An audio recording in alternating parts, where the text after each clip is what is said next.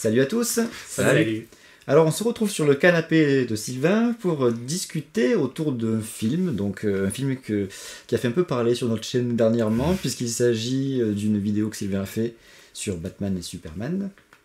Donc on a quelqu'un qui est plus ou moins d'accord quand même avec ce que dit Sylvain Linsky, quelqu'un qui n'est pas d'accord du tout avec ce que dit Sylvain Elliott. Moi je n'ai pas grand chose à dire puisque le film je l'ai trouvé un peu insignifiant et je m'en souviens tellement peu que j'ai pas vraiment d'arguments à donner. Donc en fait comme j'ai une nouvelle caméra, je vais m'amuser avec pendant que je les laisse discuter. Est-ce que ça vous convient les gars? Ouais, c'est parti. très bien. Alors je vous laisse. Et puis, qui c'est qui commence? Je sais pas. C'est la bonne question. Adieu, va. Alors peut-être Sylvain résume rapidement ton propos du film. Rapidement, ça va être dur. Il me perd. Alors du coup, dans cette fameuse vidéo sur Batman et Superman que j'ai réalisée, mon propos globalement, je vais essayer de résumer un petit peu, c'était en gros que je voyais énormément, surtout des incohérences, mais pas que, enfin globalement des défauts d'écriture, principalement des incohérences, et que j'en voyais énormément. Et ce qui est un petit peu un truc que je vois de plus en plus globalement au cinéma, et que pas que d'ailleurs dans des séries aussi certaines, comme Doctor Who. Et du coup c'est un truc qui me rend fou en fait, parce que j'estime que c'est super simple à arranger en fait, et que je comprends pas que ça puisse pas être fait. Je comprends qu'il puisse y avoir des incohérences. Dans un film, c'est normal, il y en a dans tous les films. Par contre, qu'il y en ait autant, moi ça me rend fou quoi. Et je me dis juste, les mecs, ils n'avaient rien à foutre quand ils ont écrit le truc, ils n'ont même pas pris le temps de l'écrire correctement. Voilà, en gros, c'est mon propos. Alors, en réalité, j'ai un propos qui va un peu plus loin, avec d'autres exemples sur d'autres films un peu différents, et que je mets tout un peu dans le même panier, mais pour l'instant, on en est là, donc voilà. Donc, Elliot, moi, je veux d'abord justifier au milieu que moi, je suis pas vraiment contre l'idée de Batman versus Superman. Alors moi j'ai beaucoup aimé Man of Steel, j'ai bien aimé Wonder Woman, j'ai détesté Suicide Squad, et Batman versus Superman fait partie de ces films que je trouve bien dans l'idée, mais qui est au niveau narratif, voilà, moi aussi j'ai un problème au niveau du narratif, c'est-à-dire c'est trop chargé, il y a beaucoup d'incohérences, c'est-à-dire Superman a des pouvoirs un peu random, mais ça c'est les spécialistes un peu, c'est le spécialiste BD qui parle un peu. Et je sens plus le film qui a été fait pour rattraper la concurrence. Voilà, d'où le côté un peu plein de défauts. Dans ta vidéo, j'ai pas vu que tu pointais du doigt spécifiquement des incohérences. J'ai surtout vu que tu chipotais sur des détails, des invraisemblances, tu vois. Il y a une différence entre incohérence et invraisemblance. Ouais, moi je le mets avec, mais... Et en fait, ce que tu faisais, c'était surtout ça, en fait. À un moment donné, tu disais, oui, mais là, au début, Bruce Wayne, il va pour sauver les gens dans sa tour, mais les gens autour de lui qui sont écrasés par des trucs, il s'en fout. Certes, ça peut être critiqué, ou enfin, on peut le remarquer, mais de là à pointer ce genre de tout petits détails dans un film d'action à gros budget pour finalement dire que c'est en grosse partie à cause de ça que le film est nul, je trouve quand même que c'est faire preuve de pas mal de mauvaise foi en fait, parce que ce genre de détails, on peut les pointer du doigt dans n'importe quel film d'action, même super bon. Mais c'est un peu le travail de l'audio connard, Audio connard, oui, c'est ça, c'est oui, c'est ce qu'il fait.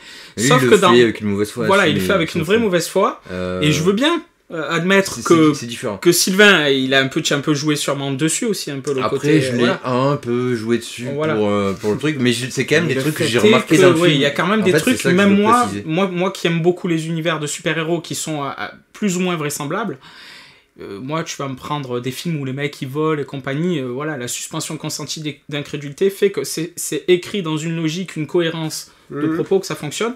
Dans Batman et Superman, il y a beaucoup de choses où pendant tout le film, je me dis mais pourquoi, mais comment, mais c'est ça qui est gênant, je pense. Qu'on soit d'accord déjà de base, est-ce qu'on parle de la version ciné ou de la version longue? Parce que moi je vais parler les deux. C'est la version longue moi que j'ai vue. Donc, ok. Parce que pareil, moi ce que je voulais... Oui, il paraît qu'il y a vraiment des problèmes. C'est un truc de malade. C'est la taille de la version longue dure une demi-heure de plus, et c'est vraiment une demi-heure capitale à la fois pour le rythme du film et pour la compréhension de ce qui se passe dedans. Parce que quand on regarde la version ciné, par exemple, toute l'intrigue qui tourne autour de Lois Lane, son enquête, tout ça, au cinéma, j'ai rien bité de ce qu'elle fait. Alors que dans la version longue, tout devient beaucoup plus limpide. Mais est-ce que ça justifie... Enfin, on va dire, c'est justifié, mais est-ce que c'est plus intelligent? Moi, je pense Moi, qu'en je fait, trouve pas. je pense que, si tu veux, Snyder, il avait un scénario, il avait une vision qui n'était pas faite pour être charcutée. Parce que c'est pas lui qui a choisi de couper 30 minutes de son film, c'est les studios qui ont voulu faire un film plus court, plus accessible peut-être pour le grand public. Et pour moi, c'est justement ça qui a déjà construit une bonne partie de la mauvaise réputation du film, parce que les gens qui sont sortis du cinéma ont justement pointé du doigt ces aspects du rythme mauvais, des trucs qu'on comprenait pas toujours. Et quand on voit la version longue, on se rend compte vraiment que le scénario, franchement, tient la route pour moi. Il y a une construction rythmique, il y a une réalisation qui est bonne. Tu vois, moi j'ai rien contre les ralentis du coup, attends, j'ai 10 milliards de trucs à dire. Vas-y. Faudrait que je revienne du début. Moi, je trouve que justement, même avec la version de 30 minutes, il y a très peu. Alors, il y a une vraie. Il voulait parler. Il y a une vraie version. Pardon, excuse-moi. tellement de trucs à dire si tu m'en rajoutes encore. Ouais. Il est tout rouge. Ah, mais j'ai chaud, ça fait chaud. Énervé, man. Énervé, man. Ouais, en fait, faut que je reparte un peu au début des trucs que tu disais. Mais en fait, alors c'est vrai que du coup, je mets invraisemblance et incohérence, je mets dans le même panier, moi, perso. Bon, après, ça peut être une bonne idée ou pas, je sais pas, mais. Moi, pas du tout, tu vois. Pour moi, ça reste un défaut quand même. Donc, si tu veux, de toute manière, je le mets dans la même case, on va dire. Mais de toute façon, comment dire, à partir du moment où, que ce soit une incohérence ou une invraisemblance, à partir du moment où tu peux l'enlever facilement, je vois pas pourquoi tu le fais pas en fait. Ça prend quelques secondes à réfléchir dessus et à se dire tiens non, on va plutôt faire comme ça. Et c'est vraiment cette démarche de dire ah non, je vais pas refaire. Et tu en trouves dans tous les films, ce que tu disais tout à l'heure, c'est vrai, on trouve dans tous les films, sauf que je regarde des films des années 80, des années 90, j'en vois 1000 fois moins. Pourquoi j'en vois moins? Moi, c'est ça ma question. Pourquoi j'en vois moins? Est-ce qu'il y en a vraiment moins? Peut-être que tu fais moins gaffe. Mais peut-être, mais j'en vois partout tout le temps. Parce donc que là, j'ai tendance à en voir partout tout le temps. Donc déjà de base, quand, si tu veux. quand j'ai vu les vraiment, c'était des petits détails que tu relevais. Je me dis, justement. mais tu les relèves parce que tu as envie de chercher ce qui va pas dans le film. Non, moi là, je suis pas d'accord. Moi aussi. Le problème, c'est que je les ai suivis, moi aussi. Attends, c'est intéressant ce que tu dis parce que à la fois t'as raison, mais à la fois t'as tort. C'est-à-dire que c'est parce que j'ai vu les premières scènes où j'ai vu plein de trucs qui m'ont sauté aux yeux, je me dis mais qu'est-ce que c'est pas possible, et il y en a trop, en une scène, il y a 3, 4, 5 trucs quoi dans la scène, je me dis c'est pas possible, comment on fait. Du coup, après, c'est pas vraiment que je les cherche, mais c'est que du coup je me dis il y en a d'autres, et je le fais sans faire exprès en fait. Oui, ça c'est une mécanique. Et du coup je les vois plus. Mais du coup, c'est aussi parce qu'il y en a beaucoup que j'en vois plus. Et du coup, c'est que j'en cherche plus et que j'en vois plus aussi. C'est un peu le serpent qui se mord la queue. Mais ça n'empêche pas qu'il y en a quand même pas mal. Et tu mets incohérence et invraisemblance dans le même panier. Ouais. Et moi, mais genre, pas du tout. Parce que l'invraisemblance, on y est confronté dans tous les films et constamment. C'est la suspension consentie de l'incrédulité qui fait que on va laisser passer certaines choses. L'incohérence, par contre, on peut aussi ne pas les voir. Par exemple, dans Retour vers le futur, il y a plein d'incohérences, mais on n'y fait pas forcément gaffe. Par contre, c'est beaucoup moins pardonnable dans le fait que du coup, le scénario ne tient plus la route si on les repère. Et les invraisemblances, c'est normal. Justement, pour moi, c'est un problème que sur un tournage où ils sont 50 000, quand même, il y a tous les acteurs, le réalisateur, le premier assistant réalisateur, le second assistant réalisateur, les maquilleurs, les machins, les trucs et tout. Il n'y en a pas un qui disent les mecs, vous couvrez pas le visage là dans la poussière, tu vois, et c'est rien, il suffit que le mec fasse ça. Ouais, mais c'est rien. Ouais, mais ça aurait pas rendu le film meilleur. Non, ça aurait pas rendu le film meilleur. Il y a un biais de sélection. C'est juste que moi c'est ça qui, c'est-à-dire que c'est pas dérangeant en soi, tu regardes le film, c'est pas grave. Mais c'est juste que je me dis, mais un truc comme ça, pourquoi ils le font pas? Mais non, mais moi je pense c'est la somme de toutes les erreurs qui le dérangent. Je pense qu'il y a une sorte de biais de sélection parce que ce que tu vois forcément, c'est les invraisemblances qui sont restées dans le film. Mais rien ne te dit qu'ils en ont pas corrigé des centaines, des milliers d'autres sur le tournage. Mais il y a des trucs qui restent fous. Mais il y a des trucs hyper grossiers. Il y a un truc, je veux vraiment en reparler parce que j'en ai parlé dans la vidéo, mais je suis pas revenu dessus, j'aurais dû. C'est vers la fin, sur l'enterrement. Quand tu prévois dans ton film de faire une fin un peu oh mon dieu, Superman n'est pas mort. Le problème c'est quand tu prévois de faire ça et que 5 minutes avant tu mets l'enterrement avec le prêtre qui dit les morts reviendront à la vie. Je veux dire, tu donnes l'explication que le mec il est pas mort, tu la donnes au public, c'est l'explication quoi. Et là je me dis, ils font exprès, ils se tirent une balle dans le pied, c'est un truc qui ça me rend fou. Tu vois. Et ça, tu vois, je trouve que c'est pas forcément une invraisemblance, c'est pas non plus une incohérence. C'est une facilité d'écriture. C'est dans l'écriture, non, c'est même pas une facilité, puisque ça vient faire foirer le oui, mais c'est parce qu'ils veulent faire une symbolique avec les jardins. C'est Jésus, quoi. Jésus reviendra. Ouais, moi, je me mets à la place du scénariste. À la place du scénariste, il y en a des milliards de scènes d'enterrement dans des milliards de films. Moi, ça, à la limite, je pense que c'est fait exprès. Il y a des phrases qui reviennent un peu toujours, c'est toujours un peu le même truc. Ouais, ça, on va en reparler. À la limite, tu peux garder ou l'échanger ou faire autre chose. C'est un choix. Tu fais un choix à un moment donné de mettre une phrase et tu mets celle-là. Oui. C'est ça, moi, je comprends pas. C'est un truc, voilà, ça me rend fou. C'est pas que c'est un petit peu c'est ce que je disais dans la vidéo, que j'ai un peu l'impression qu'ils font exprès, quoi. C'est pas possible. Alors, moi, sur un autre plan. Je vais me mettre à la place des mecs et à me dire qu'ils ont pas fait exprès. Moi, je raccroche plus l'absurdité au propos. C'est-à-dire, moi, on va me vendre Batman et Superman. Alors, déjà, la justification de leur bagarre. Enfin, pour moi, tu aurais pu mieux trouver. Mais bon, c'est pas vraiment un problème. Le problème, c'est que si tu les mets face à face, les personnages, c'est quand même des personnages qui sont très ancrés dans la culture populaire et qui sont très ancrés surtout dans la génération de lecteurs de comics que je suis. Donc, il y a un gros cahier des charges. Il est énorme, le cahier des charges. On connaît tous les pouvoirs de Batman. On connaît, enfin, les pouvoirs, les spécificités de Batman. On connaît tous les pouvoirs de Superman. Et là, ils arrivent quand même à foirer. Je veux dire, quand Batman lance une grenade lacrymogène devant Superman, et que Superman ne voit pas à travers la grenade lacrymogène que Batman n'est plus derrière, et tu sais qu'il fonce pour essayer d'attraper Batman derrière la grenade lacrymogène, et qu'il est surpris qu'il soit plus là, je me dis, là, c'est peut-être anecdotique, mais ça prouve bien que tu t'en bats un peu les wow de ton personnage, parce que, je veux dire, Superman, c'est pas une bombe lacrymogène qui voit à travers ton corps, quoi. Tu vois, c'est des trucs bêtes. Ça peut être anecdotique, mais le problème c'est qu'ils sont ancrés dans des propos qui sont super importants, quoi. Un combat contre Batman-Superman propose au moins aux spectateurs leur vraie spécificité et à quoi ils sont confrontés. Ouais, tu vois ça, ouais. Et le problème c'est que le film a été vendu sur cette bagarre, à la limite. C'est presque ça, moi, qui me gêne. C'est inspiré d'une BD qui s'appelle Dark Knight Return, qui est une BD, je pense que beaucoup de gens connaissent.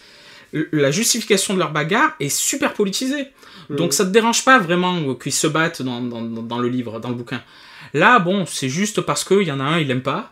Je suis pas d'accord du tout. Il est un peu xénophobe, quoi. Enfin, il a peur que ça soit un personnage qui soit surpuissant et qui risque de faire n'importe quoi. Je trouve que justement sur la justification... C'est très abstrait ce qu'ils ont créé sur ça. Je suis pas d'accord. Justement, la justification, la montée de la tension qu'il y a entre les deux personnages, pour moi, elle est absolument bien amenée, parce que Batman, dans le film, c'est quand même un gars qui a un lourd background. Il est quand même atteint d'un syndrome post-traumatique, finalement. Il a perdu Robin, qui s'est fait certainement défoncer par le Joker. On voit son armure taguée en insert, truc comme ça. C'est un mec un mec qui a vraiment sombré dans la violence. On le voit au début, qui brûle au fer rouge ses victimes. Oui, mais c'est pas le cahier des charges de Batman. Mais non, mais justement, c'est ça qui est cool. C'est une prise de... c'est un recul. Je le dis et si tu veux, le Batman, il est complètement désabusé. Et tu vois, tu disais, mais du coup, il n'y avait aucune raison qu'il se batte contre Superman, parce qu'il devrait comprendre la position de Superman en tant que super-héros, qu'il y a des dégâts collatéraux, tout ça. Je suis pas d'accord avec ça, parce que sont deux personnages qui jouent pas du tout dans la même catégorie. Superman, lui, s'il fait des dégâts collatéraux, il détruit une ville. Batman, c'est pas le cas. Donc effectivement, on peut comprendre qu'il a une motivation à l'arrêter, et en plus, à cause de son background, qui cherche justement un peu, quelque part, à se défouler sur quelque chose. Oui, mais le problème, c'est qu'ils le font pas ni l'un ni l'autre. Alors tu as Superman qui intervient, on ne sait vraiment pas pourquoi, devant Batman, qui lui arrache le capot de sa voiture et qui lui dit, en gros, ça suffit maintenant, arrête d'être un super-héros. Bon, je veux dire, il éternuerait, il pourrait l'atomiser. Je veux dire, le monde est conscient de ça. Ça reste Superman, il veut pas tuer quelqu'un pour rien. Ok, mais Batman, lui, il en est conscient. Je veux dire, même si le personnage est névrosé, enfin, Batman, c'est quand même censé être le personnage, même si on change. Je vois, mais s'il en est conscient, Batman... Il devrait pas le poursuivre comme ça. Voilà, il devrait pas le provoquer en lui disant tu saignes, tu verras, tu saigneras et compagnie. C'est totalement absurde. Mais le deuxième truc, c'est que à leur retour, on va dire, quand ils se revoient pour la deuxième fois, et que là, le spectateur sait qu'il va avoir l'affrontement, c'est idiot. Superman aurait pu rester en l'air et lui dire, parce qu'on voit bien que le plan est super iconique, il est en 50, l'air, sous la pluie. 50 façons de faire. Voilà, et il aurait pu lui dire, Bruce, bon, je suis dans la merde, ma mère s'est fait capturer. Non, il atterrit très brutalement sur quelqu'un qui sait qu'il est très... Enfin, c'est un peu anxiogène, la séquence. Tu vois bien que l'autre, il est sous tension, il a envie de lui péter la gueule. L'autre, bon, tu sens bien qu'il le sent aussi. Il atterrit très brutalement sur le sol, histoire de faire sauter la pluie et compagnie. Il s'approche de façon très... il y a une volonté, tu sais, d'être un peu badass, sûr de lui et compagnie. Enfin... Et jusqu'à ce qu'ils se mettent un peu front à front, tu vois, je veux dire, tout est grossier dans le film. Mais je suis pas d'accord avec ça non plus. Mais du coup, moi je suis vraiment, mais alors vraiment pas d'accord. Tu vas te calmer, le coup des dommages collatéraux, tu comprends. C'est-à-dire que t'es confronté, mais certes pas à la même ampleur, on est d'accord, mais tu comprends. C'est-à-dire que tu sais bien que le mec, s'il veut sauver la planète, il va tuer 100 000 personnes. Il y a même c'est pas cool, mais c'est pas cool, c'est pas génial. Il faut quand même parler. Mais il est à la même place. Oui, non, mais du coup, on peut très bien comprendre que dans sa tête, comme pour les anti-vaccins, la balance bénéfice-risque, ils la comprennent pas. Mais alors explique-le mieux.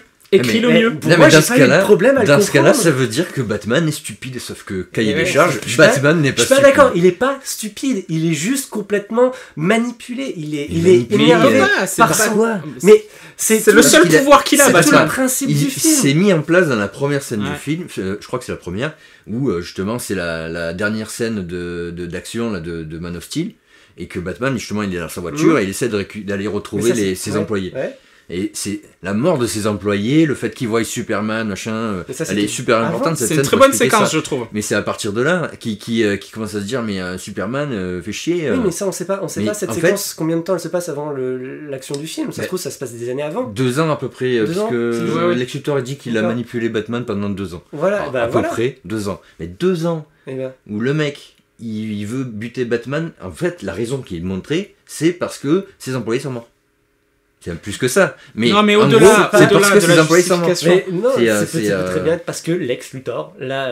Il est manipulé, comment non, mais c'est ce que je disais sur le cahier des charges. C'est-à-dire, moi, je veux pas que... Quoi ouais, c'est avec rien, avec que des conneries. Je suis pas contre que l'idée que Superman ou Batman se fasse manipuler, machin, mais dans le cahier des charges des deux personnages, normalement, leur spécificité, le minimum de leur spécificité, devrait être respecté pour que il soit l'icône qu'on connaît. Alors c'est pas grave en soi, parce qu'effectivement, si ça peut amener un Batman un peu plus violent, ok. Mais c'est quoi la spécificité de Batman qui le rend plus fort que beaucoup de mecs qui ont des pouvoirs? C'est qu'il est super intelligent. C'est que c'est un super... c'est un détective de fou. Ouais. C'est ça la base. Ouais, c'est qu'il est censé savoir, avant Superman, qu'il est Clark Kent. Tu oublies que dans le film, il est complètement à la ramasse. Et ça, c'est un point à prendre en compte quand même. Il est à la ramasse. Je trouve ça mais Superman aussi, il est à la ramasse. Parce qu'il réussit tout ce qu'il fait. Moi, je le trouve pas à la ramasse. Superman, il est dans la fleur de l'âge. Superman, c'est un quasi divin. Non, mais c'est vrai. On voit une scène où il va sauver des gens d'un incendie. Il se fait acclamer comme un dieu. Superman, il a aucun problème. Il a des problèmes après dans le film parce qu'il se fait manipuler par Lex Luthor. Mais il a aucun problème. C'est Batman le problème. C'est lui qui a envie de buter pour des raisons qui te paraissent peut-être foireuses, mais qui dans sa logique à lui en tant que personnage torturé, mais c'est tout à fait normal. Admettons, mais alors tu résous, je finis ma phrase pour toi, mais tu résous le problème alors d'une façon beaucoup plus simpliste que pourquoi ça on peut en parler, voilà, parce c'est que là que tu vois qu'il est débile. Ça, je crois que tout le monde est d'accord là-dessus. Tu parlais par exemple dans ta vidéo, quand vient l'affrontement physique final, Batman commence à aller donner des coups avant de laisser parler Superman, et que ça aurait pu se résoudre d'un coup comme ça en parlant. Je suis d'accord avec ça, sauf que il faut pas oublier que la confrontation entre Superman et Batman est avant tout dans le film psychologique. C'est d'ailleurs ce qui m'a fait aimer ce film, c'est que c'est pas un bête film d'action, c'est vraiment une guerre froide. C'est la guerre froide entre Batman et Superman. Il y a une montée de tension. Il y a une montée de tension et à un moment donné, effectivement, ça pète. Et c'est normal que ça pète, parce que pendant 2h30 de film, on te fait chier, on te montre que ça va pas, qu'il va y avoir. C'est d'ailleurs pour ça que c'est répété tout le long du film. Je le dis tout le long du film, ils arrêtent pas. Mais c'est normal, il faut instaurer cette ambiance de... Mais oui. Ouais, mais le climax, c'est super raté. Alors, je comprends ce que tu veux dire, et en même temps, je veux dire, t'as pas besoin de le répéter 10 fois ou 15 fois, 20 fois. Tu le sais que ça va venir, tu le sens venir de toute manière. Ça participe. C'est exagéré, quoi. Je suis pas d'accord. Et honnêtement, on est loin de Dark Knight. C'est une stagnation qui est juste excessivement importante pour le film. Quand tu regardes par exemple la guerre froide, la vraie guerre froide qui s'est passée avant la crise des missiles de Cuba, pendant 30 ans, peut-être pas 30 ans, mais 20 ans, les gens ont stagné pendant 20 ans, il se passait rien de plus, il y avait juste des menaces des deux côtés, mais il n'y avait aucune évolution. C'est pour ça que c'est une guerre froide. Mais là, tu parles de la BD, il parle de je vois ce que tu... Non, attends. Il parle de Dark Knight Returns. Je vois ce que tu veux dire, et en même temps, je suis désolé, mais je trouve que ça marche pas du tout, parce que de toute façon, ce que je dis dans la vidéo, c'est Batman contre Superman. On connaît justement les capacités de chacun. Batman, il se fait défoncer, même s'il a la kryptonite, il se fait défoncer. Et il faudrait vraiment qu'il ait un plan de ouf pour arriver à utiliser la kryptonite de façon intelligente. Ben oui, mais voilà, mais dans Dark Knight. Voilà. Mais il faut que ce soit un plan de ouf, qu'il ait réfléchi. Là, il arrive, il envoie des mitraillettes et il attend que Superman vienne le taper, quoi. J'étais d'accord avec toi sur et ça marche, je trouve ça marche. La construction de son plan est idiote. Et donc déjà de base, moi j'y crois pas que Batman il peut faire quelque chose. Pour moi, il va se faire étamer. Donc tout le long du film, cette fameuse truc de ils vont se taper. Je m'entends pas, mais prends la référence alors du coup. Pour moi. Tu prends Dark Knight Returns, tu prends la BD de Dark Knight Returns où c'est la guerre froide symbolique parce qu'il y a une histoire de missiles pareil de Russie qui doit atomiser les États-Unis et compagnie. Il y a même un hiver nucléaire qui se prépare et tout. Et Batman et Superman se font face en tant que Clark Kent et Bruce Wayne et chacun est d'un côté. C'est-à-dire que Superman travaille pour le gouvernement et Batman lui il est un peu en solo anarchiste quoi on va dire. Et donc l'un lui dit non, il faut que t'arrêtes tes conneries, le gouvernement m'a dit qu'il faut que t'arrêtes, et l'autre par contre il est plus en retrait, il dit non, c'est toi qui dois arrêter tes conneries, tu es la seule dans le gouvernement, etc. etc. Et là il y a une vraie tension dans le livre qui fait que quand ils arrivent au final, au fameux moment où ils se bagarrent, on comprend les enjeux. L'enjeu est autre que juste j'ai peur que tu fasses je sais pas quoi, et où je t'aime pas, j'aime pas ta gueule parce que t'es un extraterrestre, tu vois, et ça se résout pareil, ça se résout pas de la même façon, c'est-à-dire que c'est pas juste parce que sa mère a le même nom que lui et que ça peut faire supposer à Batman qu'après tout il est comme un humain, il a de l'empathie lui aussi, ce qu'il est censé savoir, je veux dire le gars il habite sur Terre depuis je sais pas combien, bon bref, la façon dont ça se résout, la problématique entre deux est aussi idiote de la façon dont elle démarre, tu vois. Là, dans la BD, sans vouloir... je veux pas dire s'il y a des gens qui ont jamais lu la BD, on voit que Superman avait un plan depuis super longtemps qui était établi et qui était super intelligent. Là, dans le film, Batman, il a pas de plan, quoi. Tu voulais dire Batman, pas Superman. Batman, pardon, excusez-moi, voilà. Et du coup, non seulement ça enlève un petit peu la force de Superman, parce que tu te rends compte que Superman, en fait, il est super nul, en fait. Voilà. Et ça rend Batman hystérique, tu vois, ça le rend... pourquoi tu dis ton nom, Martha, machin. C'est moche dans l'écriture, c'est pas très cohérent avec les personnages, ceux qui sont censés être, et l'enjeu n'existe pas. D'ailleurs, c'est pour ça qu'il y a Doomsday à la fin, je m'excuse de dire ça. J'ai trouvé le moment de Martha mal écrit. Je l'ai pas trouvé mal pensé, parce que justement, tout l'aspect symbolique, pour moi, était super pertinent. Le fait que, d'un coup, Batman voit Superman comme un être humain. Voilà, c'est juste que c'était une grossier. C'était mal écrit. Je suis d'accord avec toi, c'était mal amené, mais symboliquement, j'ai trouvé ça bien pensé. L'intention derrière était bonne. Quand tu as vu Man of Steel, pour moi, ce comportement n'a aucun sens, puisque Man of Steel, justement, il agit pour les hommes, et justement, mais Batman n'est pas dans Man of Steel. Batman, il sait pas, il a pas connu Batman. Il l'a vu. Il s'est passé à la télé. Justement, Batman. Il regarde pas la télé, il va sur YouTube. Superman, il passe pas à dans Man of Steel, Superman, il passe pas à la télé quand il est en train de. C'est un journaliste. Non mais Superman ne passe pas à la télé dans Man of Steel quand il est en train de se demander ce qu'il va faire de sa vie. Il passe à la télé dans Man of Steel quand il est en train de détruire tous les immeubles. Donc c'est normal que Batman soit contre lui. Il y a les articles de journaux et tout qui sont faits, il s'est rendu pour sauver l'humanité. Mais ça veut rien dire. Il a donné sa vie pour sauver l'humanité. Non, mais il y a quand même beaucoup d'éléments dans la construction de Superman hors Man of Steel.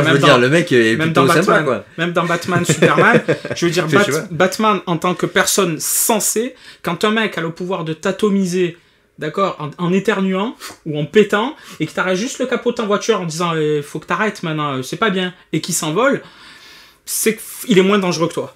Alors, pour un être sensé, tu vois. Voilà, tu oublies encore une fois que Batman est complètement manipulé, complètement... Ouais, mais ça n'empêche pas d'être idiot. Mais il est idiot, quoi.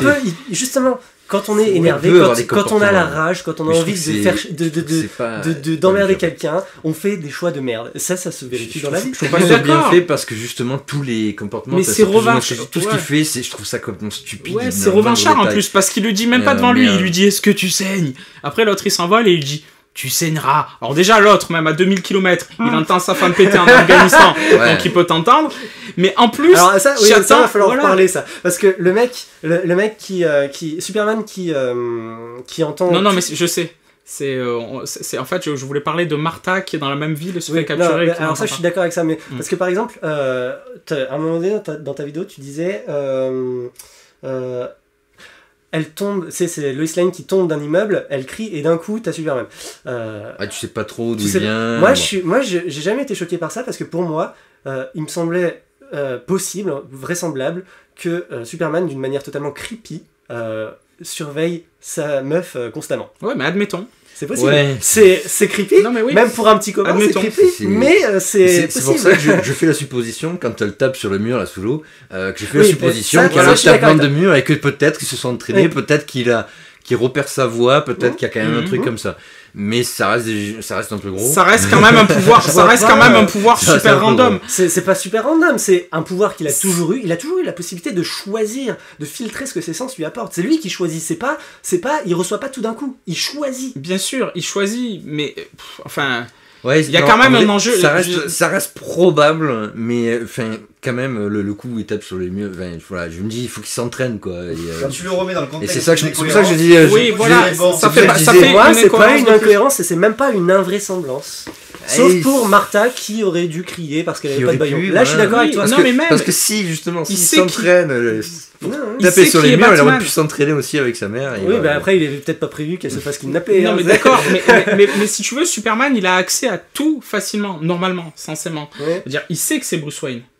D'accord, il le dit d'ailleurs. Ah oui. Il lui dit, ah bah oui, Ah, quand je il sais. atterrit, il lui dit Bruce, écoute. Ouais, ouais. Et après, la bagarre commence. Ouais. Oui, Tu sais, oui. il voit à travers le masque. Ah oui, non, mais Oui, combat final. oui, Combat final. bien Oui, sûr. ça n'explique pas, ça ne dit pas quand est-ce qu'il l'aurait appris. Non mais peut-être, mais il a accès Oui, non, quand si. même à Si, beaucoup si, de choses. parce qu'il le Tu- sait, il Tu doit- peux pas lui donner ce pouvoir random de Mm. on s'en fout, il peut le faire ou oh, là C'est il a sûr, pas fait parce qu'il a pas pu, parce qu'il était malade, parce Oui, qu'il non, avait bien mal à sûr. la tête. C'est trop facile. Et pour Batman c'est pareil. Je dis pas que c'est que pour Superman, mais Batman c'est pareil. Je veux dire, soit il est intelligent, soit il est pas intelligent. Soit il est capable de mener une enquête pour savoir qui est Aquaman, qui soulève comme ça et le trouver au fin fond de l'Atlantide et je sais pas quoi. Ce qu'il va faire dans Justice League, il va essayer de tous les retrouver. Soit à ce moment-là, pourquoi t'as dit le nom de ma mère? Il devient complètement fou. Enfin, il faut qu'il y ait un juste milieu dans leur spécificité. Ils peuvent pas être comme le scénario les arrange. C'est ça, moi, que je trouve très mauvais dans le film. C'est comme Wonder Woman, qui, bon, pendant tout le film, elle est là, bon, elle erre un peu, tu sais pas pourquoi elle est là. Dans Wonder Woman, le film, on t'explique qu'elle est là pour protéger les hommes, parce que elle est un peu le symbolisme de l'espoir. C'est-à-dire, elle croit aux hommes, d'accord? Ouais. Mais là, dans le film, elle est là, elle erre, il faut que l'autre, il la gratte, il faut que machin, et bon, et à la fin, elle apparaît un peu en mode badass, genre, je suis un peu la surprise, le Kinder Surprise du film. C'est-à-dire que tout est amené dans le film de façon enfin, c'est trop chargé, c'est pas écrit comme un film qui veut expliquer un moment charnière du DC-verse, tu vois, c'est un film qui veut rattraper l'univers Marvel. C'est Oui, ça, non, mais ça, je suis d'accord avec le toi. vrai Ça, problème. C'est ce que Ouais. c'est ce que je reproche à ce film. C'est le gros problème du film. Après, moi, j'adore l'imagerie de Batman. Elle est vachement belle. Il est un peu. Et un peu d'ailleurs, gras, ouais, et- c'est une chose dont tu parles pas dans ta chronique, parce que Ah oui, tu non, fais, parce que je parle vraiment du scénario et de mise en scène un peu. mais Ouais. tu passes 50 minutes à relever chacun des petits détails que tu peux trouver pour enfoncer un peu plus le film. Mais 50 minutes. c'est oublié, c'est oublié et tout ce qui va bien dans le film, parce que tu dis au début de ta chronique que tu veux pas parler des bons côtés parce Oui, que c'est pas le parce que- propos. et puis j'ai pas Mais le pour temps moi non c'est plus pas pour moi de c'est le faire pas sur c'est le billet pas comme c'est ça. Ouais, t'avais 50 minutes, hein, exagère pas. Justement, il faudrait que je rajoute. pour moi c'est pas ce qui fait c'est pas ce qui fait forcément une bonne critique, parce que dans ce cas-là tu vas succomber totalement au biais de confirmation. Tu vas choisir ce qui t'arrange et tout le reste tu vas le mettre à côté. C'est un peu facile, parce que pour moi, ce que j'ai adoré dans le film, il y a donc le scénario, on en a parlé, mais j'ai adoré les costumes, j'ai adoré la musique, j'ai adoré la photo. Tout ça, c'est des trucs qui sont pas négligeables et qui participent, pour moi, à faire de Batman vs Superman un très bon film. Et je vais revenir là-dessus. J'ai besoin d'une Oui, non, mais moi aussi.